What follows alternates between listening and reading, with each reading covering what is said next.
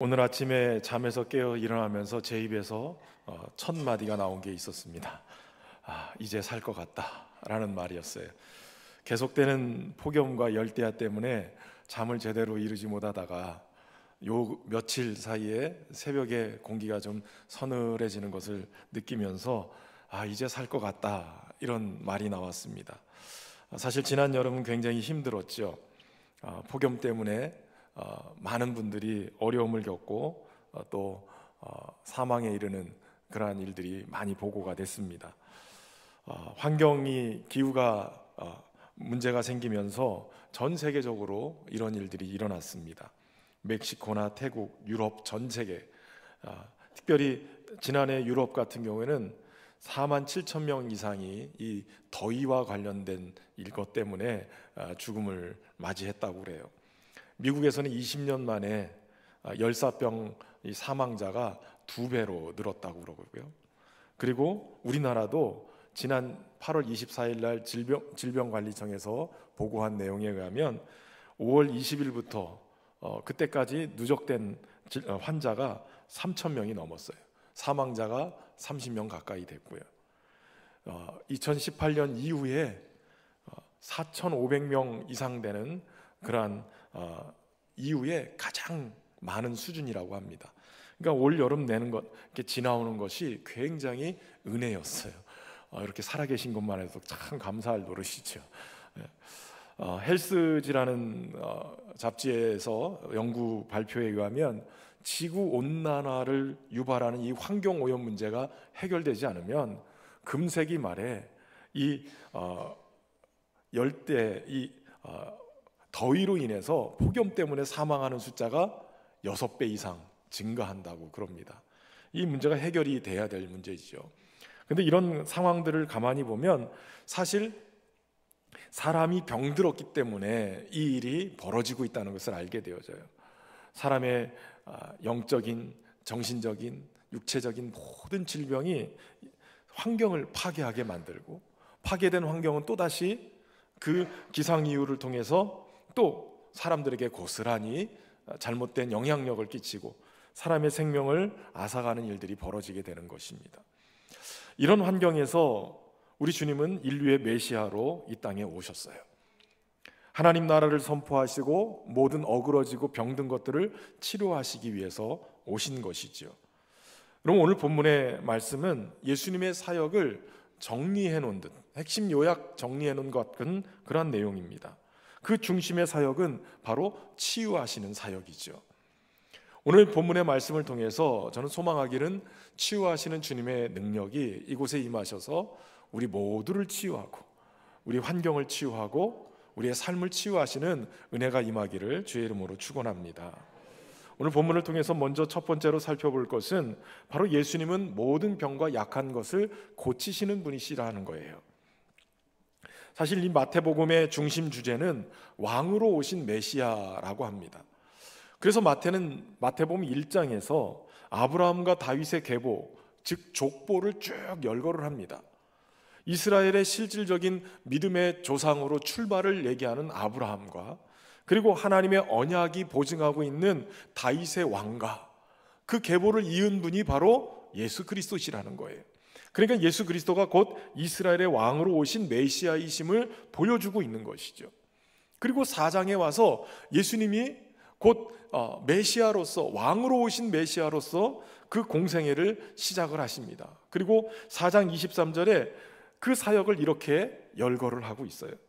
예수께서 온 갈릴리에 두루 다니사 그들의 회당에서 가르치시며 천국 복음을 전파하시며 백성 중에 모든 병과 모든 약한 것을 고치시니 그의 소문이 온 수리아에 퍼진지라. 사람들이 모든 앓는 자 곧 각종 병에 걸려서 고통당하는 자, 귀신 들린 자, 간질하는 자, 중풍병자들을 데려오니 그들을 고치시더라.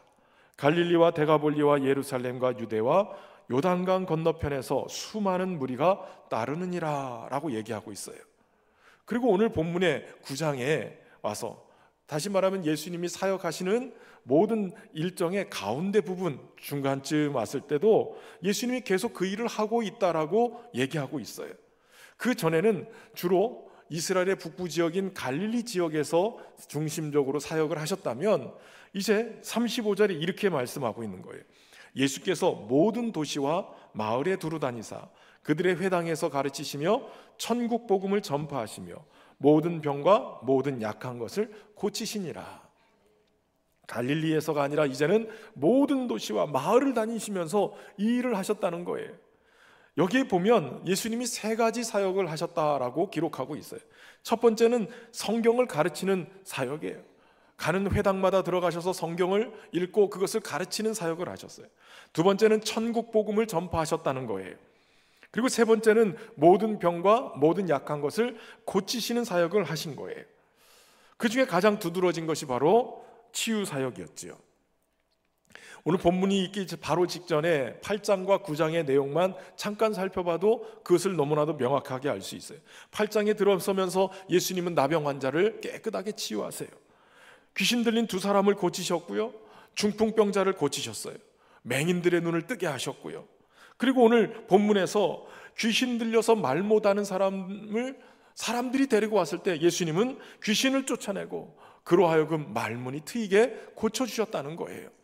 사람들은 그것을 바라보면서 놀랍게 여기고 이스라엘에 이런 일이 어떻게 일어날 수 있느냐, 다른 복음서에 보면 그들이 하나님을 찬송했다고 기록하고 있어요.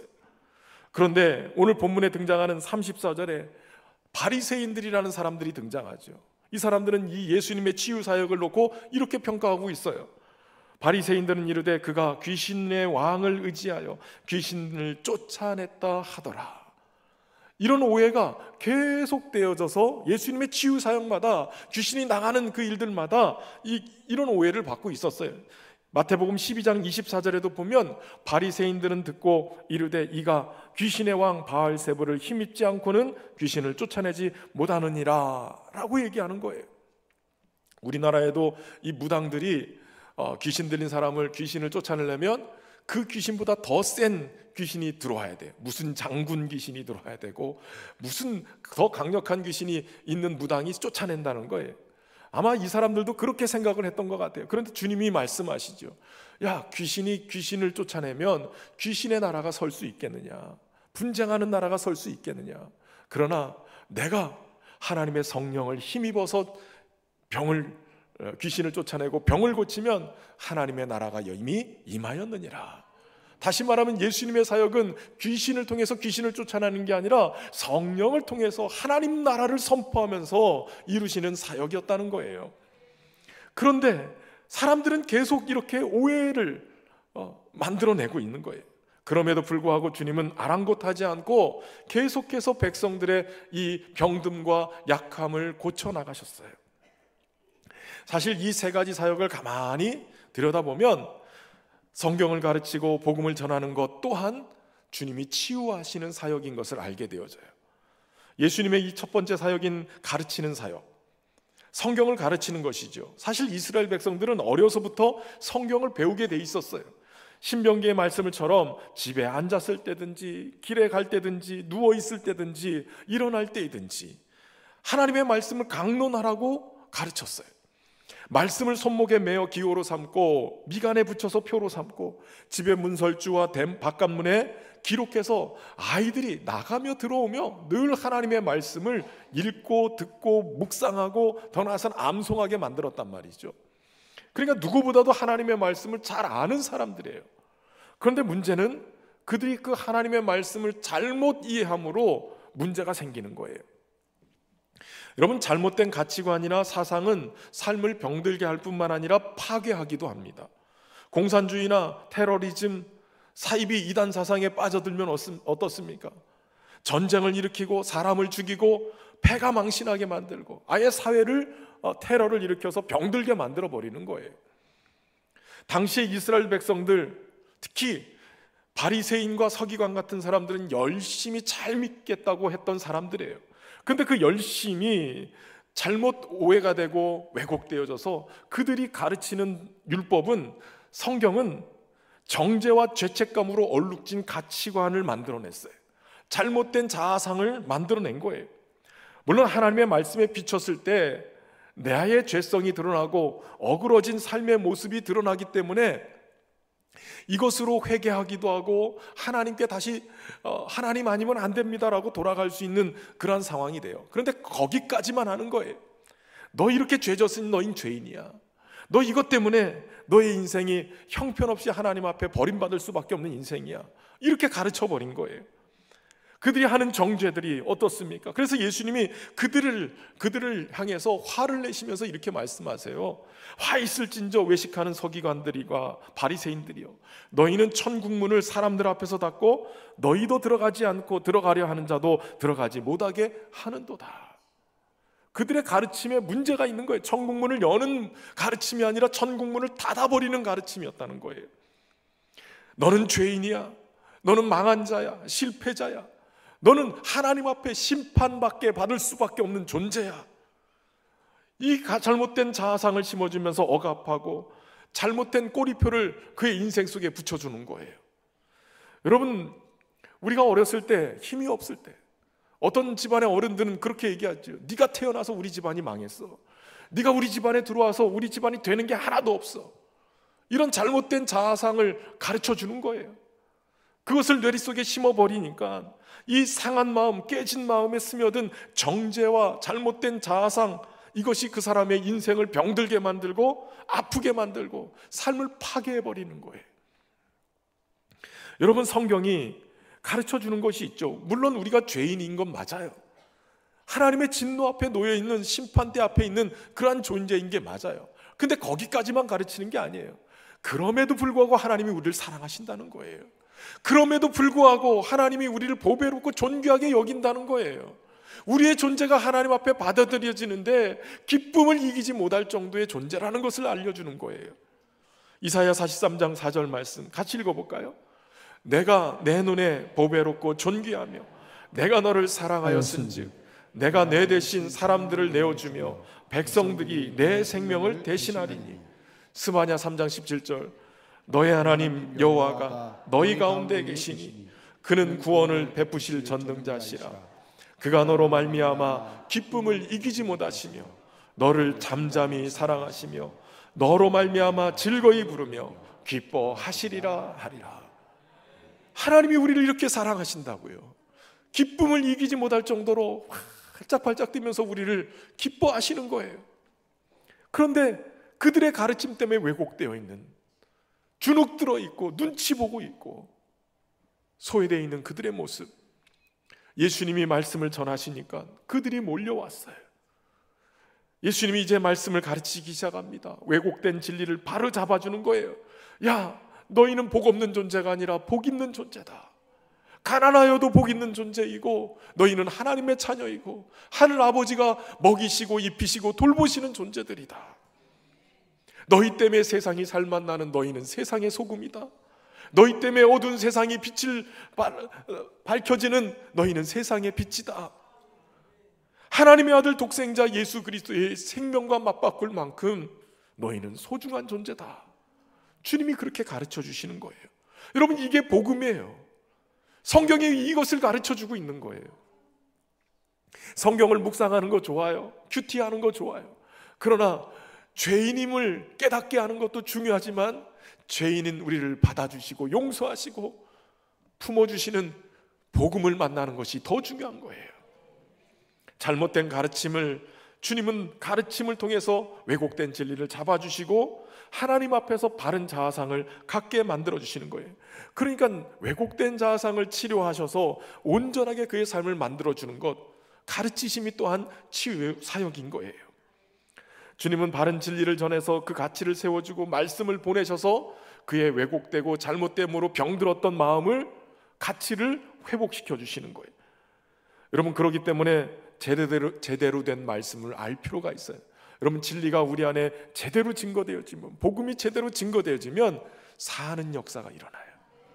그런 은혜가 우리 안에 일어나기를 주의 이름으로 축원합니다. 주님께서 하신 두 번째 사역은 바로 천국 복음을 전하신 사역이에요. 주님이 전하신 이 천국 복음이 뭐예요? 천국이 가까웠다는 거예요. 이것은 세례 요한도 전했던 이야기죠. 회개하라, 천국이 가까웠다.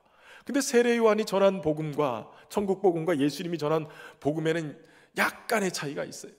세례 요한이 천국이 가까웠다라고 얘기할 때는 바로 천국을 가져오시는 예수님의 길을 예비하는 그러한 선포였어요. 예수님이 오셔서 천국이 가까웠다라는 얘기는 천국을 가져오신 예수님으로 말미암아서 이제 천국이 시작됐다는 거예요. 여러분, 천국이라는 개념, 하나님 나라는 개념은 죽어서 가는 하늘나라 개념 정도가 아니에요. 하나님의 다스림이 있는 곳, 하나님이 통치하시는 곳, 그곳이 곧 천국이고 하나님 나라인 거예요. 그동안 마귀는 잘못된 가르침과 진리를 왜곡시켜서 상처 입은 영혼들을 올가매고 다스리기 시작했어요.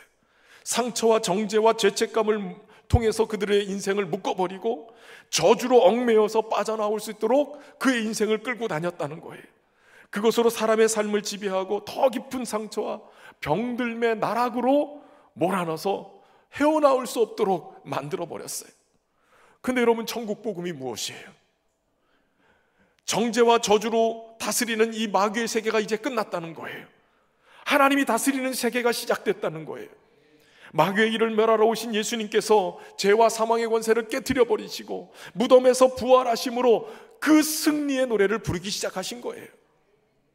더 이상은 마귀에 얽매여서 사는 인생, 운명과 저주에 사로잡혀서 사는 인생이 아니라 주님으로 말미암는 시작된 하나님의 통치가 우리의 삶 속에 있어서 우리가 그 천국 복음으로 말미암아 자유케 되고 얽매인 것에서 묶임에서 풀어지고 우리의 눈이 떠져서 하나님 나라를 바라보며 살 수 있도록 만들어 주셨다는 거예요. 이제 주님이 가져오신 그 천국을 예수님의 생명을 가진 우리 또한 누리며 살 수 있게 됐다라는 것이에요. 주님이 선포하신 이 말씀, 이제 마귀의 일을 멸하시고 마귀의 묶임에서 풀어서 우리를 자유케 하시는 이 복음, 이것이 치유의 사역인 거예요. 천국 복음이 전파되는 곳에 모든 병과 약한 것들을 고치시는 주님이 그 일을 행하신 거예요. 전 소망하기는 오늘 우리 인생에 잘못된 가치관과 죄책감과 저주와 심판에 묶여있던 우리 모두가 천국 복음을 바르게 발견해서 풀려지고 자유하는 역사가 일어나기를 주의 이름으로 축원합니다. 가문에 내리는 무슨 저주가 있다고 해도 예수 그리스도의 복음이 당연히 그것을 깨트리고 풀어낼 수 있는 거예요. 그런 은혜가 있기를 주의 이름으로 축원합니다. 예수님이 하셨던 그 세 번째 사역, 모든 병과 모든 약한 것들을 고치는 사역이에요. 앞에서 말씀드린 것처럼 왜곡된 진리로 고통하는 자를 주님은 가르치심으로, 성경을 진리로 가르치심으로 치유하셨고, 천국 복음을 선포함으로 모든 마귀의 묶임으로부터 자유케 하셨어요.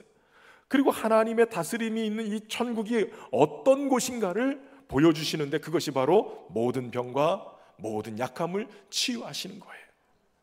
모든 병과 약함을 치유하셔서 야, 천국이 이런 곳이야 라고 말만 하신 게 아니라 그 천국을 누릴 수 있도록 건강하게 만들어 주셨다는 거예요. 여러분, 믿는 자들이 바라보고 있는 세상이 있죠. 주님이 다시 오시면 이루실 새하늘과 새 땅, 우린 그날을 바라보며 나가요. 근데 그 새하늘과 새 땅이 임하는, 그 주님의 나라가 임하는 때에 어떤 일이 벌어집니까? 요한계시록 21장 4절 말씀 같이 읽겠습니다. 모든 눈물을 그 눈에서 닦아주시니 다시는 사망이 없고 애통하는 것이나 곡하는 것이나 아픈 것이 다시 있지 아니하리니 처음 것들이 다 지나갔음이라라. 아멘. 여러분, 주님이 가져오시는 하나님의 나라는 어떤 모습이에요? 모든 눈물을 그 눈에서 닦아주시는 주님으로 말미암아서 다시는 사망이 없고 애통하는 것이나 곡하는 것이나 아픈 것이 있지 않는다는 거예요. 건강한 곳이에요. 모든 병듦과 저주 다 떠나가고 고치시고 치유하시는, 회복해 하시고 우리 눈에서 눈물을 씻기시는 주님이 우리를 맞으시는 거예요. 그러니까 천국은, 하나님의 다스리는 나라는 건강한 나라인 거예요. 여러분, 예수님의 이름에 능력이 있어요. 모든 것을 고치시고 새롭게 하시는 주님이 우리와 함께 하셔서 우리 눈에서 눈물을 씻기실 거예요. 그러한 능력이 우리와 함께 하셔서, 전 소망하기는 오늘 이 주일 아침에 이 예배 가운데 설교를 듣는 여러분에게 치유하시는 주님의 능력이 임해서 모든 병과 모든 약함이 치유되고 모든 묶임이 풀어지고 모든 왜곡된 자아상이 진리 안에서 주님을 통해 회복되어지는, 온전하게 회복되는 역사가 일어나기를 주의 이름으로 축원합니다. 두 번째, 오늘 본문을 통해서 깨닫게 하시는 진리는 주님은 불쌍히 여기시며 그들의 목자가 되어주셨다는 거예요. 당시 종교 지도자들, 그들은 백성을 먹이고 고치고 잃어버렸던 양들을 찾아오는 일을 감당해야 됐어요. 하늘에 계신 하나님이 목자이셨는데 이들에게 이 목자의 역할을 위임하셨던 거죠. 그들이 목자가 되셔서 그렇게 그 사역을 했어야 되는 거예요. 그런데 오늘 하나님은 에스겔 선지자를 통해서 그 세워진 목자들이 어떻게 했는지를 고발하고 있어요. 에스겔 34장 2절에서 5절에 보면, 인자야 너는 이스라엘 목자에게 예언하라. 그들 곧 목자들에게 예언하여 이르기를 주 여호와께서 이같이 말씀하시되 자기만 먹는 이스라엘 목자들은 화 있을진저 목자들이 양떼를 먹이는 것이 마땅하지 아니하냐. 너희가 살찐 양을 잡아 그 기름을 먹으며 그 털을 입되 양떼는 먹이지 아니하는도다. 너희가 그 연약한 자를 강하게 아니하며 병든 자를 고치지 아니하며 상한 자를 싸매주지 아니하며 쫓기는 자를 돌아오게 하지 아니하며 잃어버린 자를 찾지 아니하고 다만 포악으로 그것들을 다스렸도다. 목자가 없으므로 그것들이 흩어지고 흩어져서 모든 들짐승의 밥이 되었도다. 세우신 위임해준 목자들이 제 역할을 못하니까 여기저기 상하고 찢기고 쫓기고 잃어버려지고 병들어서 흩어져 있는 그 이스라엘 백성들을 하나님이 보시면서 단식한 거예요. 그런데 예수님께 나온 그 백성들을 보면서 주님은 귀신에 사로잡혀 있고 운명과 저주에 사로잡혀 있고 병들어 있고 기진해 있는 그 사람들을 본 거예요. 36절에 무리를 보시고 불쌍히 여기시니 이는 그들이 목자 없는 양과 같이 고생하며 기진함이라. 예수님께 찾아 나온 그 무리를 보면서 주님은 기가 막힌 거예요. 목자 없는 양과 같이 고생하고 기진한 그들의 모습, 자기에게 찾아온 그들에게 주님은 치유의 권능을 베푸셔서 그들을 고치십니다. 그렇게 하게 된 이유가 뭐냐면 오늘 본문에 불쌍히 여기사, 불쌍히 여기는 마음이 있었다는 거예요. 여기서 불쌍히 여겼다라는 말은 내장, 우리 내장 기관을 열 때 내장을 뜻하는 스프링크논이라는 단어에서 기인한 동사예요. 그러니까 우리나라 말로 표현하면 애를 태우다, 애간장이 들끓다, 뭐 이런 표현인 거예요. 지금 예수님의 마음이 애가 타는 마음이에요. 애간장이 들끓는 마음이 있었어요. 여러분, 사람의 여러 역할이 있는데 그 중에서 애를 끓고 애간장이 끊어질 것 같은 아픔을 가지고 있는 분들이 계세요. 누구예요? 부모님들이 그래요. 부모님들이 자식을 보면 다 키워놨어도 시집장가 보냈어도 뭔 문제만 있어도 막 마음이 막 애간장이 끓는 거예요. 어디 멀리 막 파병 나가 있으면 그 아이들 보면서 막 애간장을 끓고 있어요. 키워도 걱정을 항상 하고 계시는 거예요. 예수님이 지금 그 마음을 가지고 계시단 말이에요. 하나님 자기 백성에 오셨는데 그 백성들이 하고 있는 모습이 너무나도 아픈 모습인 거예요. 애간장이 끓는 모습. 그 모습으로, 그 심정으로 무리를 보시면서 불쌍히 여기신 거예요. 디트리트 보네퍼 목사님은 그리스도의 십자가의 깊은 의미는 하나님이 짊어지지 않으신 고통이 이 땅에 없다는 것이다 라고 얘기했어요.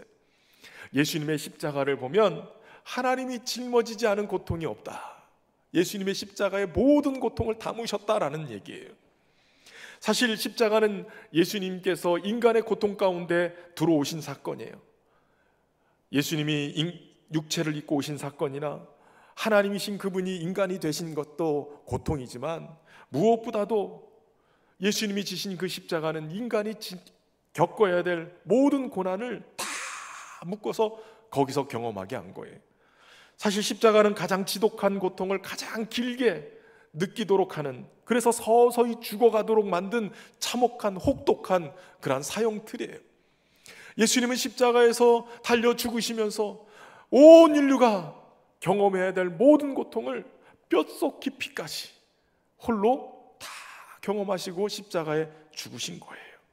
우리가 당해야 될 최악의 고통까지도 주님이 당하시고 돌아가신 것이죠. 왜 그렇게 하세요? 불쌍히 여기셨기 때문에. 우리의 목자가 되셔서 애간장이 끓는 그 마음으로 그렇게 감당해 내신 거예요. 저는 이 모습을 보면서 깨닫게 되는 것이 있었어요. 바로 우리의 진정한 목자는 예수 그리스도밖에 없다는 것이에요. 진정한 선한 목자가 되신 주님이 그 마음으로 백성을 돌보고 계시는 것이었죠. 지난주에 원로 목사님이 오셔서 말씀을 전해주실 때 38년 된 병자가 예수님을 만나서 치유되는 이 베데스다의 사건을 예화로 설명하셨죠. 여러분, 베데스다라는 이 말의 뜻은 자비의 집이라는 뜻이에요. 그 연못이 아마 간헐천이었던 것 같은데 가끔 물이 동하면 천사가 와서 이 물을 동하게 한다. 그래서 제일 먼저 들어간 환자는 어떤 질병이 걸렸어도 낫게 됐다라는 거예요. 그래서 이것이 자비의 집이다. 그래서 전국에서 많은 환자들이 몰려 들어왔어요. 그런데 가만히 생각해 보면 자비의 집이라고 얘기하는 이 베데스다의 치유의 이야기가 세상과 별반 다른 게 없는 거예요. 오직 딱 한 사람, 잘난 사람, 먼저 뛰어들어간 사람만 병을 고침을 받으니 그것은 세상과 똑같은 거예요. 이 38년 된 병자도 누구 하나 나를 도와서 제일 먼저 물이 동할 때 나를 넣어주는 사람이 없더이다. 가만히 생각해 보면 경쟁이 치열한 세상을 그대로 보여주고 있는 것이 베데스다예요. 자비의 집이 아니라 경쟁의 집이에요. 여러분, 중증 환자보다 경증 환자가 더 빨리 달려가요. 다리를 다치지 않은 사람이 다리 다친 사람보다 더 빨리 달려가죠. 눈이 안 보이는 사람보다 눈이 잘 보이는 사람이 먼저 보고 빨리 돌아가는 거예요. 그렇게 놓고 보면 병이 중하지 않은 사람은 얼른 나와서 고침을 받고 병이 중한 사람은 더 중하게 되는 거예요. 결코 자비가 흐르는 곳이라고 할 수 없는 것이. 그런데 그에게 예수님이 찾아가시죠. 그래서 그의 병들물 38년 동안 병에 사로잡혔던 그를 고치세요. 조지 에릭슨 타다는 하나님은 우리에게 단지 은혜를 주시는 것이 아니라 은혜의 주 되신 예수님 자신을 주신다라고 얘기했어요. 그저 은혜만 주시는 게 아니라 은혜 자체이신 예수님을 우리에게 주셨다는 거예요. 그렇게 놓고 보면 여러분, 예수님은 자비를 베풀어 주시는 분이 아니라 자비 자체이신 거예요. 치유를 해주시는 분이 아니라 치유 자체이신 거예요. 주님이 오늘 우리에게 오신 이유는 우리를 고치시기 위함이에요. 목자의 불쌍한 마음을 가지고 목자의 돌봄을 받지 못하는 자들을 돌보시기 위해서 오신 거예요. 목자의 돌봄을 받지 못하기 때문에 지저분해요. 관리를 받지 못하기 때문에 늘 상처로 얼룩져 있어요. 상처가 나도 누구 하나 기름을 부어서 소독하고 고쳐주는 목자가 없으니 그 상처가 오래가고 더 곪고 썩어가는 거예요. 위험에 늘 노출되어 있고 불안하고 두려움에 사로잡혀 있어요. 그러나 주님이 친히 목자 되셔서 찾아오시니 그 불쌍한 마음을 가지고 돌보시니 그들이 치유함을 받고 회복되고 위로를 받고 세움을 얻게 되는 것이에요. 오늘도 주님은 목자가 필요한, 관리받지 못해서 형편없이 무너진 우리의 삶에 찾아오시는 거예요. 병든 인생을 찾아오시는 거예요. 불안에 쌓여서 잠 못 드는 인생에게 찾아오셔서 사랑하는 자에게 잠을 주시는 분이세요. 주님, 목사님, 내가 예수님을 나의 목자로 삼았습니다 라고 다들 신앙 고백은 하잖아요. 근데 가만히 보면 우리 주님을 목자 삼았다고 하면서 여전히 내가 내 인생의 주인 돼서 목자로 내 인생을 책임지고 살아가는 거예요. 목자이신 주님을 믿지 못하고 늘 불안에 쌓여있고 내일 뭐 먹고 사나 염려하고 걱정하고 살아요.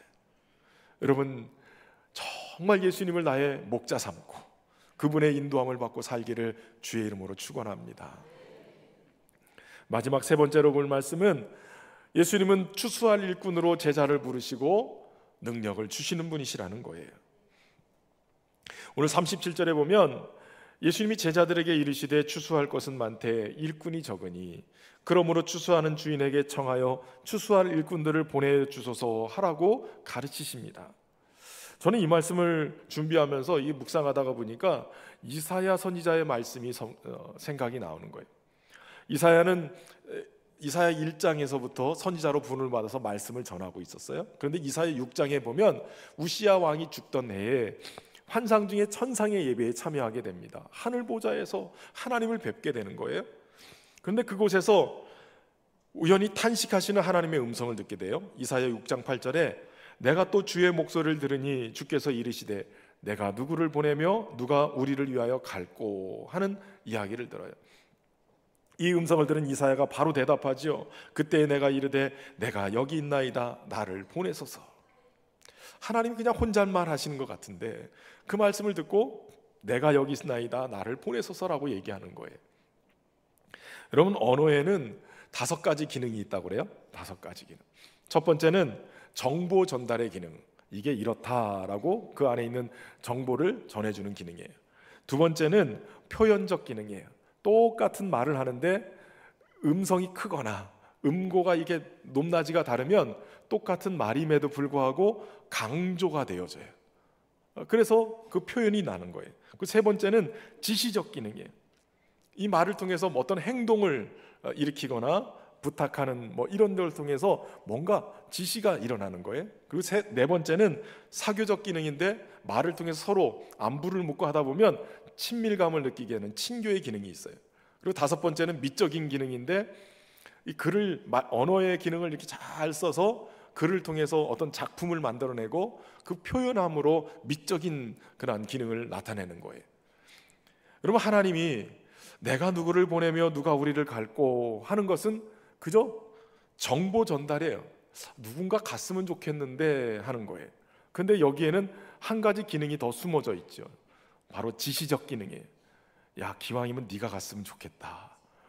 이게 은근히 이렇게 표현이 되는 거죠.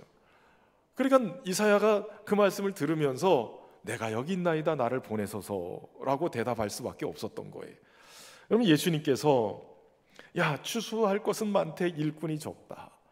주인에게 얘기해서 추수할 일꾼을 보내주소서 하라라고 시켰는데 이 말은 정보 전달, 추수할 것이 너무 많은데 일꾼이 없다라는 그런 정보 전달만이 아니라 여기에 지시적 기능이 있는 거죠. 야, 다른 사람은 안 되지만 니들은 내 제자잖아. 제자들에게 말씀하시는 거예요. 야, 너희가 추수 일꾼이 됐으면 좋겠다. 너희가 추수할 일꾼이 돼서 나갔으면 좋겠다라고 말씀하시는 거예요. 여러분, 오늘도 주님은 추수할 일꾼을 보내달라는 정보 전달이 아니라 제자들과 제자 공동체인 교회에게 지시하시고 계시는 거예요. 너희가 이 추수할 것이 많은 세상에 나가서 추수할 일꾼이 됐으면 좋겠다라고 말씀하시는 거예요. 이 말씀에 아멘 할 수 있기를 주의 이름으로 축원합니다. 당시 종교 지도자들은 안 돼요. 주변에 모였던 사람들도 안 돼요. 왜냐하면 제자야만 되기 때문에 그래요. 예수 그리스도를 메시아로 고백하고 목자의 마음을 가지고 있는, 주님의 마음을 품고 있는 제자들에게 이것이 가능한 것이에요. 그냥 그 말만 하신 게 아니라 오늘 10장 1절에 예수님은 그 제자들에게 이런 권능을 주세요. 예수께서 그 12제자를 부르사 더러운 귀신을 쫓아내며 모든 병과 모든 약한 것을 고치는 권능을 주시니라. 이미 예수님께서 이 권능을 가지고 귀신을 쫓아내고 병든과 약한 것을 고치셨어요. 그런데 제자들에게도 동일한 권능을 주시는 거예요. 그것은 제자들이 예수님이 하신 사역을 이어가야 된다라는 것을 말씀하시는 거고, 교회 공동체, 이 제자 공동체인 교회가 바로 이 능력을 가지고 세상을 치유하는 사역을 해야 되는 것을 말씀해 주고 계시는 거예요. 여러분, 예수님의 이름에 능력이 있음을 믿습니다. 복음에는 모든 묶음에서 자유케 하는 능력이 있음을 믿습니다. 교회는 이런 권능을 가지고 세상을 치유하고 변화시키는 자리에 나가야 될 줄로 믿습니다. 어제 오후에 설교를 마무리하는데 전화가 왔습니다. 아프리카에 부르키나파소라는 나라가 있는데 들어는 보셨어요? 생전 처음 들어보시죠?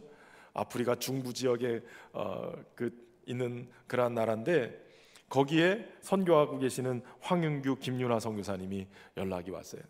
한국에 들어와서 부산에 이번에 왔다가 대전에 올라가기 전에 목사님 꼭 뵙고 가고 싶어요. 몇 년 전부터 우리 교회가 협력 선교사로 지원하고 있는 선교사님입니다. 그 선교사님이 우리 교회 와서 몇 년 전에 3년인가 4년 된 것 같아요. 협력 지원하는데 오셔서 선교 보고를 하면서 우리 성도들이 많이 은혜를 받았어요. 그 미지의 땅 아프리카 오지에 가서 선교를 하는데 얼마나 기억이 안 나실 것 같아서 사진을 준비했어요. 네, 저분들입니다. 아이들도 많이 컸는데 한 장 더. 예. 네. 황윤규 선교사님 사실은 제가 청북교회에 있을 때 전도사님이었어요. 나중에 이제 목사 안수 받고 선교사로 나가는데 그 사모님은 제가 가르칠 때 우리 청년부 제가 아꼈던 제자이기도 했어요. 어느 날 눈이 맞아서 결혼하더니 선교사로 나가는 거예요. 근데 선교사 나갈 때 정말 걱정했어요. 사모님이 맨날 아팠거든요. 어제 만나서 몸 괜찮으냐 그랬더니 얼마나 건강한지 튼튼해졌다는 거예요. 그런데 어떻게 한국에 들어왔냐 그랬더니 재작년 겨울에 갑자기 황 교사님 눈이 흐려지기 시작했대요. 한쪽이. 그러니 사물을 보는데 막 이렇게 틀어져 보이고 왜곡돼 보이고, 그래서 아이 뭐 괜찮겠지 그러고 말았는데 안 되겠다 싶어서 눈 문제니까 급하게 한국행 티켓을 끊어서 한국에 와서 검사를 해보니까 황반에 구멍이 난 거예요. 그래서 급하게 응급수술을 하고 사역지로 돌아왔는데 그 후유증이 백내장 뭐 이런 게 온다는 거예요. 근데 1년 한 2년 가까이 됐는데 눈에 이제 백내장이 너무 많이 껴가지고 그래서 급하게 또 들어와가지고 이거를 걷어내는 수술을 했는데 녹내장까지 와서 또 어려움이 있다는 거예요. 그래서 하여튼 시력 회복을 아직 좀 더 해야 돼서 선교사님은 남고 사모님과 애들은 또 들어가야 된대요. 월요일날 밤 비행기를 타고 들어가면 목요일날 집에 도착한대요. 그 정도로 먼 곳이에요. 그런데 그때 우리 성도들이 은혜를 받았던 이유가 뭐냐면 그곳에 가서 이분들이 선교한다고 가서 교회 예배당 건축하고 그 예배당 안에 유치원을 만들어서 매주 유치원을 하는데 아이들이 너무 많은 거예요. 모슬렘 지역인데도 아이들이 막 너무 넘쳐나니까 그냥 감당을 못할 정도로. 어느 정도 지금 됐냐 그랬더니 목사님 예배를 3번 드려요. 예배를 3번 드리는데 어른들은 몇 명 안 남는데 애들이 얼마나 왔냐면 유치부가 300명이래요. 아동부가 300명이래요. 중고등부는 30명밖에 없대요. 그 이유가 뭐냐면 초등학교까지는 부모들이 아이들을 키우는데 5, 6학년 정도 되면 야 나가서 돈 벌어와. 아이들을 내보낸대요. 그래서 양치는데 보내버리고 여자애들은 식모살이 해서 보내버리고, 그래서 중고등학생들이 없대는 거예요. 고등학교 다니는 애들이 없고 중학교까지는 어떻게든 다니는데, 그래서 올해부터는 이 아이들을 특히 이제 중학생들 중에서 학비를 이렇게 지원을 해주면 부모들이 학교를 다니면 돈을 못 벌어도 그래도 학비라도 대주면 그냥 남겨놓은대요. 학비가 자그만치 얼마냐면 1년에 15만 원이래요. 15만 원만 있으면 아이들이 공부를 할 수 있는 거예요. 그래서 이 30명 남은 아이들이요, 초등학교 유치부 우리 아동부 아이들을 찬양 인도를 하고 교사를 하면서 가르치는 거예요. 이 집회 사진을 안 보여드렸네. 예. 저렇게 모여 있는 거예요. 예. 아이들이 뭐 넘쳐난대요. 모슬렘 지역인데도 부모들은 이슬람교 믿어도 애들은 여기 보낸다는 거예요. 애들이 300명, 400명, 무슨 행사만 하면 막 꽉 차고 감당을 못할 정도로 미어 터진다는 거예요. 여러분, 이 아이들이 10년만 지나면 건강한 청년들이 되면 그 부르키나파소의 큰 일꾼들이 될 거예요. 제대로만 교육하고 제대로만 말씀의 사람으로 만들어 놓으면 이 가난에 쪄들어 있는, 지금도 도시 외곽에는 계속 테러가 일어나고 있어요. 그런데 그 나라를 새롭게 만들 수 있는 귀한 아이들이 될 거예요. 여러분 기도해 주세요. 우리 선교사님을 위해서 기도해 주고 이 사역을 위해서도 기도해 주시고, 여러분 복음을 들고 선교 현장에 나가서 복음을 전하고 나면 한 나라를 치유하고 회복하는 귀한 일들이 벌어져요. 100여 년 전에 우리나라에 선교사님 왔을 때 세계에서 가장 가난한 나라, 전쟁과 다른 나라의 민족의 지배를 받으면서 형편없이 무너졌던 나라에 제일 먼저 한 일이 뭐예요? 학교를 세우고 또 병원을 세우고 나라의 인재들을 길러내는 일들을 했어요. 사람을 키우니까 이 나라가 여기까지 오게 된 거죠. 선교사님들의 사역이 바로 그런 사역이 돼야 돼요. 교회는, 제자들은 그런 권능을 부여받은 자들이에요. 오늘 우리도 그 치유와 회복의 권능을 가지고 우리 가정, 우리의 직장, 우리의 삶의 자리를 치유하고 회복하는 역사가 있길 바랍니다. 세상 모든 백성이 주께로 돌아올 수 있도록 치유와 회복의 이 능력을 가지고 저와 여러분이 나아갈 수 있기를 주의 이름으로 축원합니다. 함께 찬양하며 주님 앞에 나가겠습니다. 약할 때 강함 되시네,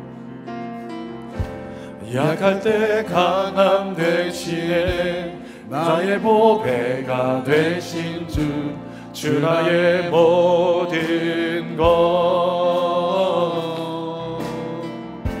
주 안에 있는 보물을 나는 포기할 수 없네. 주 나의 모든 것, 예수 어린 양, 예수 어린 양, 존귀한 이름,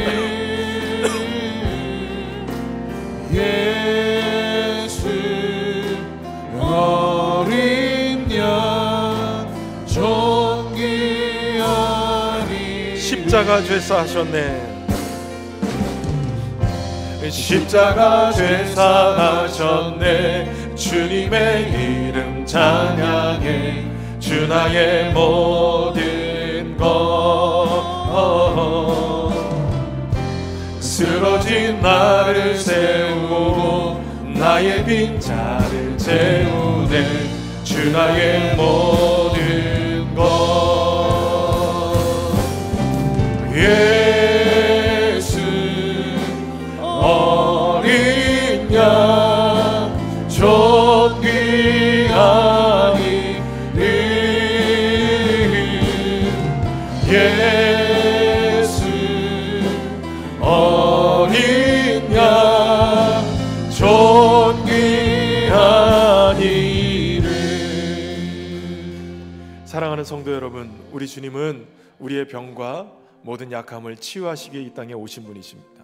오늘도 주의 몸된 교회를 그렇게 치유하시고 우리를 치유하셔서 세상을 또 치유하는 그 권능을 가지고 사역하기를 원하십니다. 이 시간 우리가 함께 기도할 때 하나님, 오늘 쓰러진 나를 세우시고 우리의 은혜의 빈잔을 채우셔서 고치시고 싸매시는 주님의 은혜를 입게 하시고 세상을 치유할 수 있는 치유자로 살아가게 인도하여 주옵소서. 우리 합심해서 함께 기도하며 나가겠습니다. 살아계신 하나님 아버지, 오늘도 진리의 말씀을 통하여서 우리의 어그러진 자아상과 우리의 왜곡된 세계관들, 가치관들을 치유하시고 진리의 말씀 안에서, 복음 안에서 주님을 바라보게 하시고 인도하시는 주님을 찬양합니다. 하나님, 오늘도 우리의 삶을 치유하시고 우리의 병든과 우리의 약함을 치유하시고 하나님의 영광 가운데 오시고 하나님의 은혜 앞에 설 수 있도록 하나님 치유하시고 인도하여 주시옵소서. 하나님, 모든 압병이 떠나가게 하시고 모든 제 질병들이 다 떠나가게 하시고 묶였던 모든 저주와 신망이 떠나가게 하시고 병든이 떠나가게 하시고 예수님의 이름 앞에 모든 결박들이 끊어지고 자유하는 역사가 있도록 인도하여 주시옵소서. 하나님, 특별히 이 시간에 함께 하셔서 인도하옵소서. 살아계신 하나님 아버지, 오늘도 인생의 묶임 속에 자유하지 못하는 영혼들에게, 병들어 약함 속에 무너져 있는 영혼들에게 찾아오셔서 치유하시고 회복하시는 주님, 감사를 드립니다. 예수님의 이름의 능력으로 모든 결박이 끊어지게 하시고 모든 질병이 떠나가게 하시고 모든 약함이 강함으로 변하는 역사가 있게 하여 주옵소서. 인생의 모든 환경과 상황에 묶여있고 모든 저주와 모든 삶의 자리에 묶여있는 모든 결박이 끊어지게 하시고 천국 복음이 증거되어져 하나님의 은혜 앞에 서는 우리 모두가 되게 하여 주옵소서. 우리를 들어서 세상을 치유하시고 사람들을 치유하시고 회복하시는 주님, 우리가 주님의 제자로 교회로 이 귀한 사명을 잘 감당해낼 수 있도록 은혜로 충만케 하여 주옵소서. 예수님의 이름으로 기도하옵나이다.